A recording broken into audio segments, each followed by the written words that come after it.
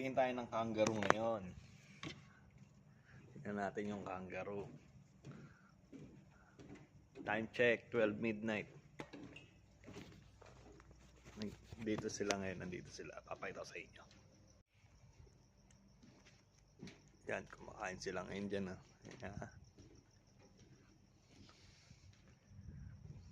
Apat. Uy, nagtakbuhan. 5 yan, 5. 5 pala. Yung isa tumakbo na dun. Isa.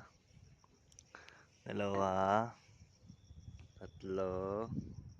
Ito yung pang-apat. Yun, kumakain. Nangihingain sila. Parang lalaking daga eh. Yan, kumakain sila dyan. Yan.